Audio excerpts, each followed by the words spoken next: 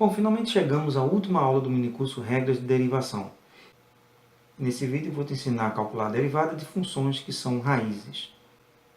Uma função é dada por uma raiz quando ela tem essa forma, raiz enésima de x elevado a k, onde k e n são inteiros, obrigatoriamente inteiros, e n, que é o índice da raiz, é um número positivo. Essas são as condições para você ter uma função raiz. O que vamos fazer agora é representar essas funções raízes como função potência e, como fizemos anteriormente, vamos deduzir uma regra de derivação para mais um tipo de função potência. O fato é que todo radical pode ser representado como uma função potência com expoente que é uma fração, ou seja, é o que a gente chama de expoente fracionário. Se você tem uma função dessa forma, que é uma raiz enésima de qualquer potência de x, você simplesmente escreve isso aqui como sendo x elevado a k sobre n. Observa bem onde fica cada um desses elementos. O expoente vira numerador e o índice vira denominador. E isso acontece para qualquer raiz. Agora eu vou te mostrar isso em alguns exemplos. Se você tem raiz quadrada de x, você tem que lembrar que o 2 da raiz quadrada ele não aparece da mesma forma que o 1 do expoente não é comum a gente utilizar, mas eles estão aí. Então, se você tentar escrever uma raiz quadrada com uma função potência, você vai escrever expoente primeiro, índice depois, ou seja, a raiz quadrada é a mesma coisa que x elevado a 1/2. Se você tem a raiz cúbica de x, acontece algo semelhante. Aqui você tem índice 3, o expoente do x é 1, então você tem x elevado a 1/3. Da mesma forma, se você tem algo como raiz sexta de x elevado a 11, o 11 fica como numerador e o índice 6 fica como denominador. Então é assim que você transforma raiz em função potência. Bom, e qual vai ser o nosso procedimento agora? Eu vou calcular somente a derivada da função raiz quadrada de x. E vou tentar, a partir dela, deduzir uma regra geral. Exatamente como a gente fez com as outras funções potência. Temos então a função f de x igual a raiz quadrada de x. E como é que a gente calcula a derivada?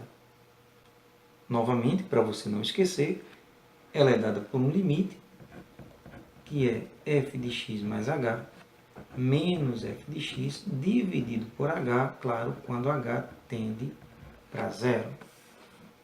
E agora é só você localizar quem é a função calculada em x mais h. É a raiz quadrada de x mais h. E qual é a função calculada em x? Raiz de x dividido por h, quando h se aproxima de zero. Aqui nós vamos encontrar outro problema. O que acontece quando h se aproxima de zero? H se aproximando de zero, você vai ficar com raiz de x menos raiz de x, que é zero. E aqui no denominador, h se aproximando de zero, você vai encontrar uma expressão do tipo zero sobre zero.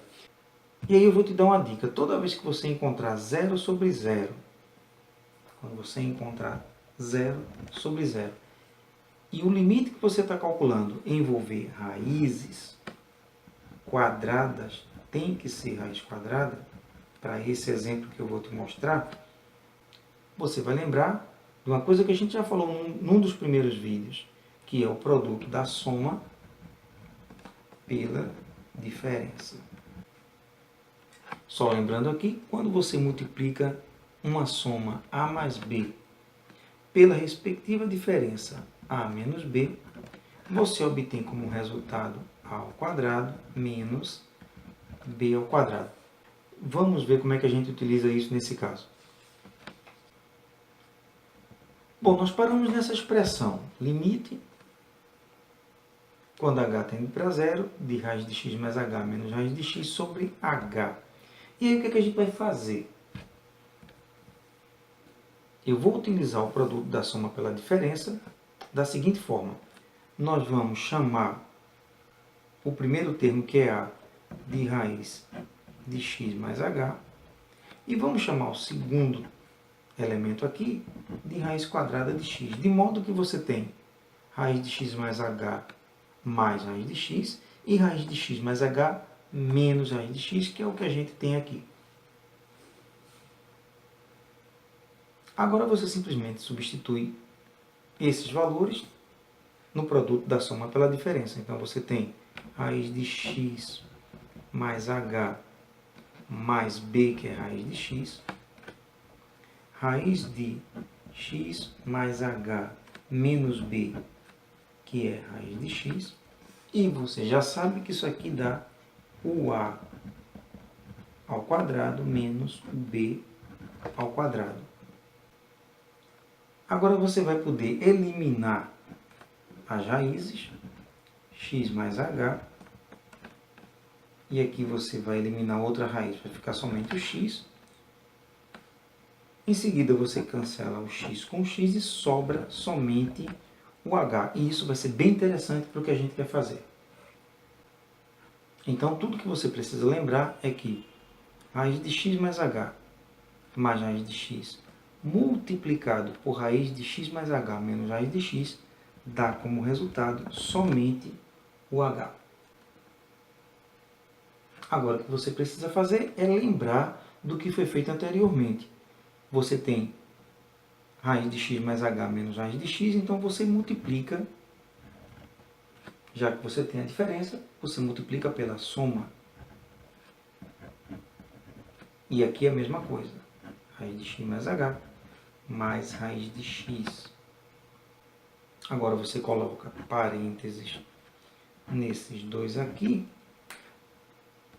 para lembrar que o produto da soma pela diferença que a gente fez anteriormente deu como resultado h. Este h aqui do denominador já estava e apareceram esses dois novos termos aqui, raiz de x mais h mais a raiz de x. Você pode em seguida cancelar esses dois h's e sobra 1 raiz de x mais h e aqui raiz de x. E aí você encontra 1 sobre raiz de x mais raiz de x, 2 raízes de x. Ou seja, a derivada da raiz quadrada de x é igual a 1 sobre 2 raízes de x. O nosso próximo passo é olhar para essa derivada e tentar conseguir alguma regra geral para a derivada de funções que são dadas por raízes. E qual é a observação que vai permitir que a gente formule uma regra geral? Nós já sabemos que uma função raiz quadrada de x, é claro que aqui tem um 2 escondido e aqui tem um 1, você pode escrever dessa forma, é uma função com expoente fracionário. A gente acabou de descobrir que a derivada dessa função é 1 sobre 2 raiz de x. E aí a gente vai desmembrar essa função em partes até a gente descobrir como é que ela de fato é formada. Você tem um meio aqui, você separa a raiz de x, você continua com um meio, e você lembra que raiz de x é x elevado a 1 meio. E aí você mantém esse 1 meio aqui, e você agora transporta esse elemento para o numerador, só que aí você sabe que o preço a se pagar por isso é usar expoente negativo.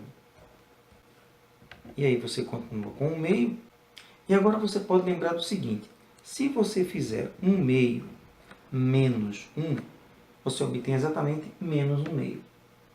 Então, qual é a lição que a gente tira desse exemplo?